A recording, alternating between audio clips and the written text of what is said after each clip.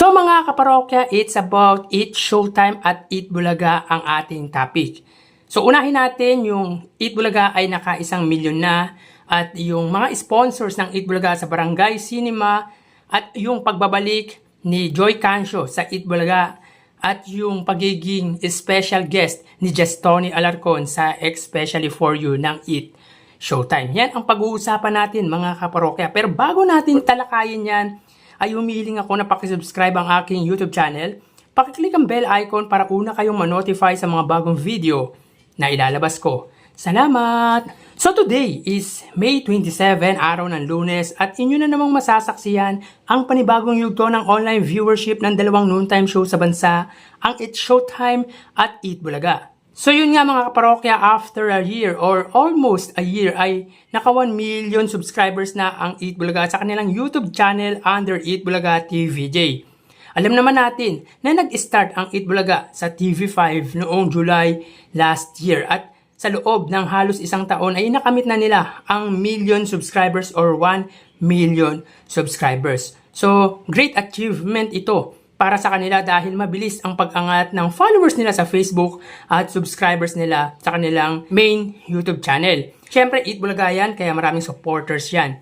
Congratulations again sa Eat Bulaga for reaching million subscribers. Samantala, sinuportahan ng mga sponsors ang Barangay Cinema ng Eat Bulaga. At ito nga yung Birch Tree, McDonald, Tolak Hangin, LG at Ensure Gold. So, di basta-basta yan dahil bilyonaryong mga sponsors yan. Pansin natin na kahit hindi ganun kalawak ang reach at mahina ang signal ng TV5 at sabihin na natin na hindi ganun kataas ang kanilang views unlike sa Eat Showtime sa kanilang online, ay patuloy na sinusuportahan sila ng kanilang sponsors. Lalo na pagdating sa sugod bahay, nandyan yung Pure Gold, Hanabishi, Talk and Tech, CDO Idol Cheese Dog, yung bago nilang sponsor na Dr. S. Wong Sulfur, CDO Ulam Burger, Birch Tree, Palmolive, Grain Smart, Bingo Plus, Dunkin at marami pang iba. So dagsa talaga ang sponsors despite of limited reach at mahinang signal. Well, iba kasi ang may tatak at mapagkakatiwalaan. So sa June 1 na po, yung premiere ng Barangay Nanay Paano Ka Nawala. Pinagbibidahan niya ni Wally Bayola, Miles Ocampo, Raisa May Dizon at Main Ann Boleche. So grabing aktingan to mga kaparokya dahil makakasama nila yung mga nanalo sa Barangay Cinema ng iba't ibang barangay. So mga kaparokya, last Saturday naman ay naglaban-laban sa Rewind ang grupong Maneuvers, Universal Motion Dancers, X-People at Vicor Dancer. At pinalad na makapasok sa next round ang X-People at Vicor Dancers. Pag sinabing Maneuvers, unang papasok sa isip natin yung Zamora Brothers, sina Joshua at Jason Zamora. Asawa ni Jopay ng sex bomb si Joshua Zamora. At pagdating naman sa UMD, syempre, yung Salas Twins at si Wawi de Guzman. Sa X-People, medyo hindi natin kilala pero yung founder niyan ay si Noel Generoso, kamag-anak ni Joey Generoso na lead vocalist noon ng Side A.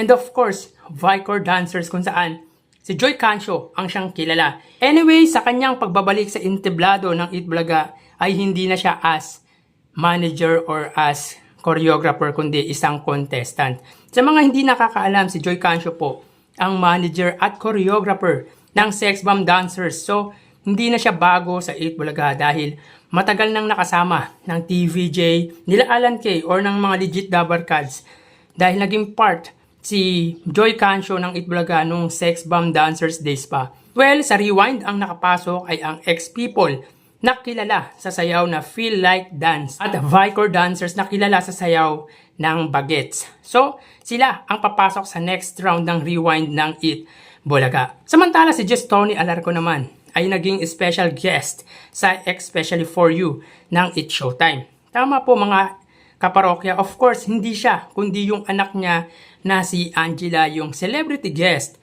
Kaya naging part si Tony sa Especially For You ng Eat Showtime. So pag Saturday, most likely ay celebrity ang mga panauhin sa Especially For You. Nauna na dito si Miss Melanie Marquez at Michelle D. mag-ina. Mag-ex na sina Geneva Cruz at Casey Montero. At ngayon nga ay si Tony Alarcon at ang kanyang anak na si Angela. Napatid natin na mahigpit pero mabait na magulang si Tony kung kaya napalaki ng mag-asawa ang kanilang mga anak ng maayos at mabuti.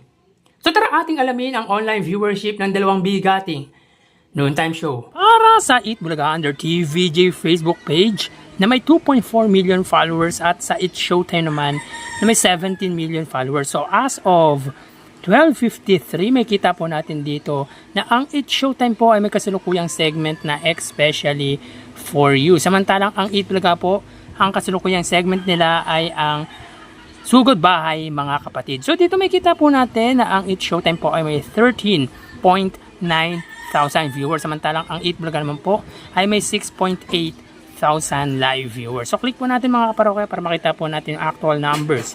So ang It's Showtime po ay may 14.2 thousand viewers. Samantalang ang Eat Bulaga po ay hindi po nag-pop up ang kanilang views. So dito may kita po natin na angat po ang It's Showtime sa katapat na noontime show na Eat Bulaga ng 8,000 viewers. So mapunta naman po tayo sa TV Network YouTube channel. At unahin natin ang GMA Network YouTube channel na may kasalukuyang subscribers na 35.2 million subscribers. Sa Eat Bulaga naman po, under po yan sa TV5 Philippines na may kasalukuyang subscribers na 1.8 million subscribers. So as of 12:55, ang GMA po ay may kasalukuyang live viewership na 14,000 viewers. Ang TV5 naman po ay may 33,000 live viewers.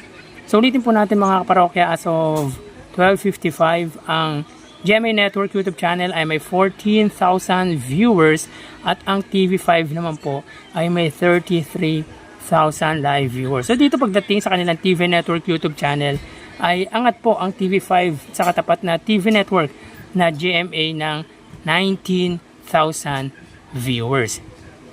So mapunta naman po tayo sa main YouTube channel ng dalawang noontime show para po sa It's Showtime. Under po yan sa ABS-CBN It's Showtime na may kasalukuyang subscribers na 2.22 million at ang Eat Bulaga naman po under Eat Bulaga TVJ YouTube channel na may 1 million subscribers. Pagdating sa subscribers po ay angat po ang It's Showtime ng 1.2 million sa katapat na noontime show na Eat Bulaga.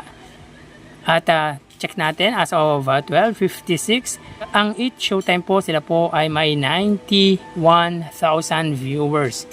Samantalang ang Eat Bulaga naman po ay may 55,000 live viewers.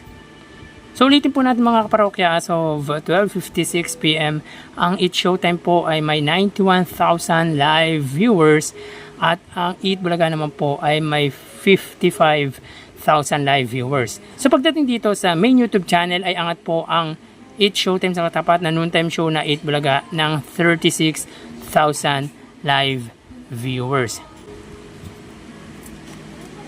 So bali, ang total na nakuha ng dalawang noontime show ay para po sa Eat Bulaga, sila po ay nakakuha ng total live viewership na 94,000 viewers, samantalang ang Eat Showtime naman po ay nakakuha ng total live viewership na 119,000 live viewers. So pagdating sa unang yugto, may kita po natin na angat po ang It's Showtime sa katapat na noontime show na Eat Bulaga ng 25,000 live viewers. So yan po lumalabas sa kanilang online viewership as of 12:59 at mamaya ho magbabalik po tayo sa ikalawang yugto ng ating online views update ng dalawang noontime show dito sa bansa. Magpapaalam po muna ako pansamantala. Thank you and God bless.